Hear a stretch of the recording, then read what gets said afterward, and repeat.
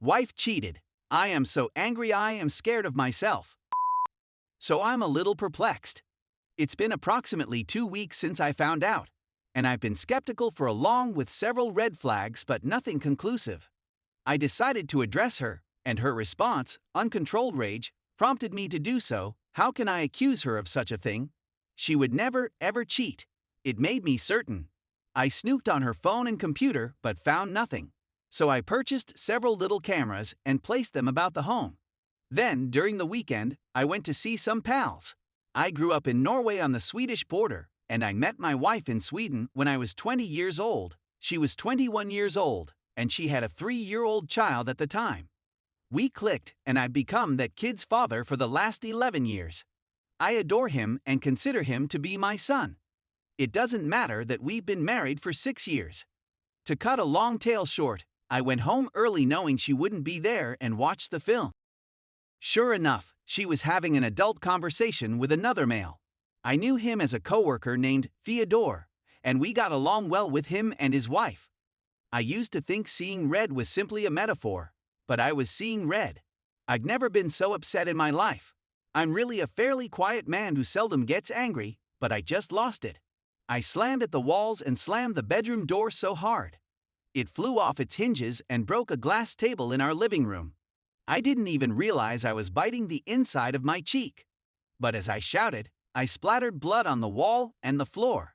I managed to hit my head really hard at one point, which jolted me out of it. When I saw the carnage, I realized I had to get out of there. If my wife had come in at that time, I'm quite sure I'd be in prison. In the best-case scenario, there is domestic violence. In the worst-case scenario, there is murder. I immediately packed a bag with necessities and my laptop. I deal with simulation and modeling, and my computer is custom, which I need to complete my job. I emailed a copy of the tape to Theodore's wife, but I didn't include anything else in the message other than your husband is cheating on my wife. I ran into my kid right outside our apartment complex, hugged him, and told him I would always love him, but his mother was cheating on me, so I had to go. I genuinely hate telling him. He shouldn't have to bear that load, but I wasn't feeling myself at the moment, and it just spilled out of me. I went to the border because I wanted to meet my relatives in Norway, but they wouldn't allow me through due to COVID. I've been staying at a cheap Airbnb, working but feeling like a zombie, and haven't spoken to my wife. My son is the only one to whom I have reacted. He's been asking me questions, and I've been as honest as possible with him about the fact that I don't know what's going to happen next, other than divorce. I've been looking for a reputable lawyer, and I've gotten hundreds of mails from my wife and her relatives. I haven't replied to any of them. As far as I am aware, my parents are the only people who are aware of what is going on in my life. I don't want to speak to my friends since they are also friends with my wife, so I don't have much support right now. I'm terrified that if I speak to her or see her again, I'll lose it and say or do something I'll regret. I also don't want to lose touch with my kid, but I'm not sure where to begin. I'm still enraged and don't know how to move over it. I need to reply to my wife at some point, but I'm so enraged that I don't believe I'm sensible. I simply wanted to try writing it down and see if it helped. Thus far, it hasn't made any difference. Story 2. My husband cheated on me with his friend's wife. My spouse had an affair with his friend's wife. I've been married to my spouse, a 35-year-old man, for 13 years. This isn't the first instance of adultery in the relationship, but it may be the straw that breaks the camel's back. My spouse, H, is a contractor, specializing in interior remodeling, and he does a fantastic job. Throughout his time doing it, he's gained a lot of acquaintances and connections. He's worked a lot with one buddy, B, in particular, and they both assist each other out. B is around my husband's age, and his wife, S, is roughly my age. B and S would often invite us to parties and barbecues, but I would always reject. I don't make friends readily, and I don't like drinking, which B and S do. Even yet, it was kind of them to offer an invitation. After a few years, they wind up living around 8 minutes away from us due to a storm that destroyed their house. H begins going over to B and S's residence to visit B and discuss work. They become better friends and drinking companions. B comes over to our house from time to time to drink and hang out with H. At this time, I haven't met B's wife. Only she's a B. And she has a drinking problem, have I heard. B begins to tell me that I need to meet his wife since we've all known each other for years, and she's beginning to suspect that I'm sleeping with B. What the heck is going on? Let's fast forward to the start of this year. Heavy rains pounded our area. B and S's home floods, causing damage, mold, and a big headache as a result of the corporation that rents the property to them. They both want to leave by the end of July/August. H and I observed that a home on our street at the entrance to our development is now available for rent, and H informs B and S look at the home the same day, fall in love with it, and sign a lease the following day. H chooses to be nice and assist B and S with their relocation. I eventually meet S as we provide our trailer for them to utilize in moving their possessions.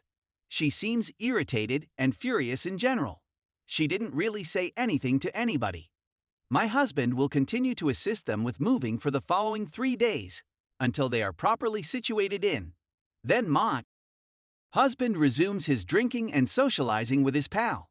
My husband's great-grandma died in the second week of August, and we go for the funeral. When we return, B and S invite us to a barbecue. We had agreed initially, but my job ran really late. I was exhausted and all I wanted to do was take a shower and sleep. H proceeded to join them. That night, I got a text saying that B hadn't handled his drink well and had passed out on the sofa, and that H was on his way home. After a few hours, it's near to midnight. There is still no evidence of H. When I call, it goes to voicemail. H arrives home 30 minutes later, thoroughly stinking of booze. He apologized for the delay. He and S started conversing and discovered they had a lot in common. H walks over to the shower, but before he can undress, he hears a tap on the door. I respond, and it's S. H rushes to the door and joins her on the front porch. H asks if I want to join them, and I, in my PJs, perplexed about what the H is going on, but too exhausted to make sense of the red flags flying, say no. She soon departs, and I ask H what she was up to. He stated something to the effect of she's just drunk and whining about BH is in a bad mood the following day. Then there was the following day, and the next.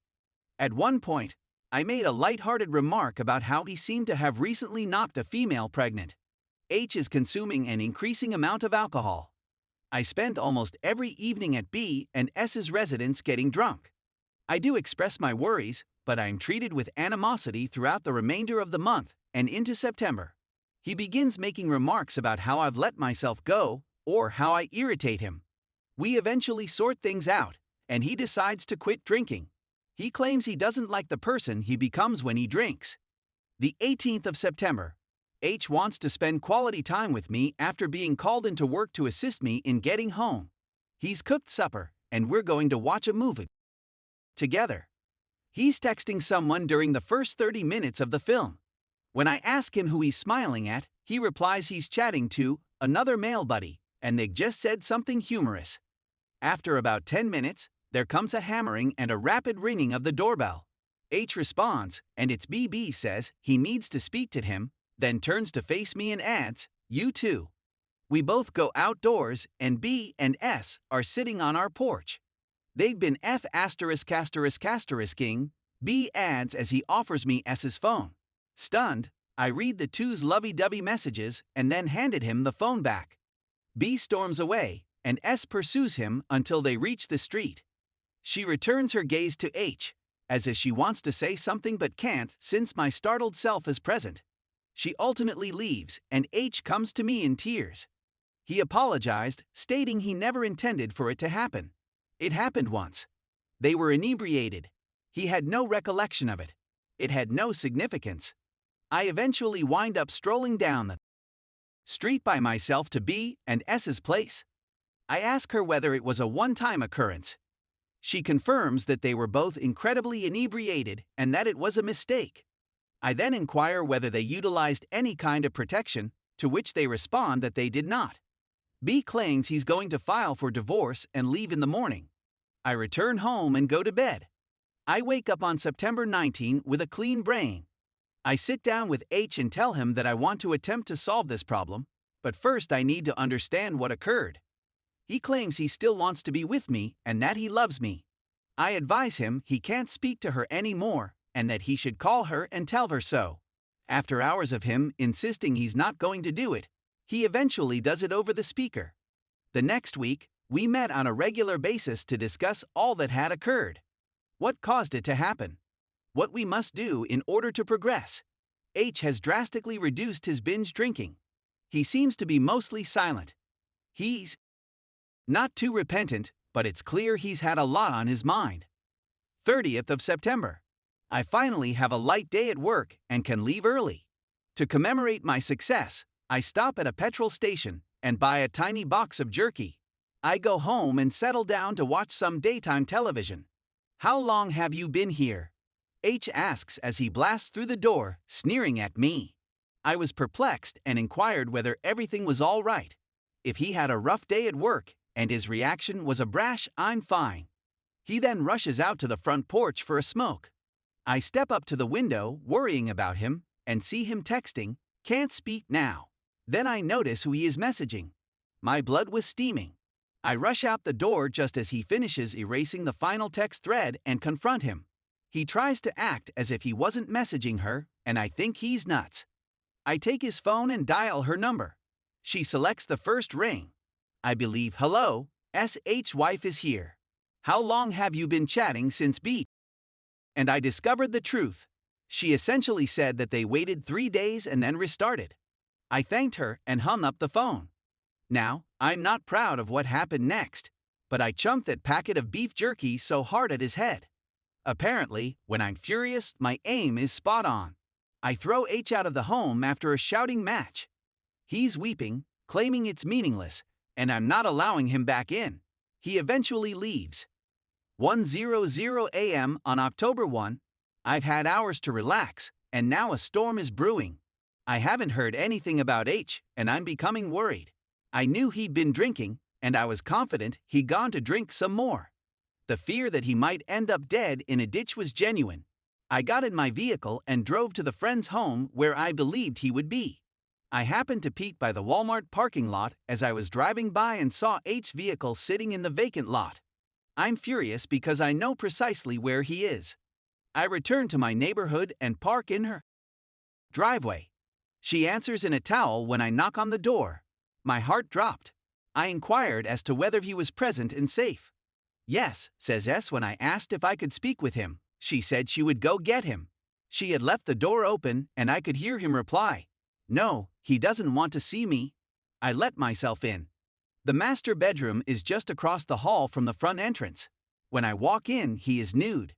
Now, I don't recall everything I said or did, but I do remember yelling and seeing the dread in his eyes as he fled to the master bathroom. S attempted to persuade me to keep quiet or I'd wake her children. I threw my first and only punch in my life at this very time. A direct right to her cheek. Then I took off. I got in my vehicle, drove down the block, inside my home, shut the doors, and gazed out the window, watching for flashing lights. They never showed up. Instead, H did. I didn't want to chat since he did. He was inebriated and claimed it was all my fault for throwing him out. More enraged ranting. He said something about her lady parts being better than mine before storming back to her house when I refused to allow him back in. I didn't sleep a wink. I dialed my way into work. From 2 a.m. until 8 a.m., I believe I chain smoked an entire back. Around 10 a.m., H's mother phoned to inform me that his father was ill and that she was attempting to contact him. I had to explain everything and promise to contact him. His phone was no longer functioning, so I texted her to inform him that his mother was attempting to contact him. She had me set to read. His mother phoned again 30 minutes later to see whether I had heard from him, so I sent another text message. S had me set to read. I was furious and determined to grab their attention, so I went to H's Facebook page and posted a pleasant message. My father is in critical condition, and instead of contacting and checking in on him, I'm cheating on my wife with tagged S's account. I received an answer from them within 15 minutes. This isn't the conclusion of the story, but I really need to sleep. I'll attempt to get back into it as soon as possible.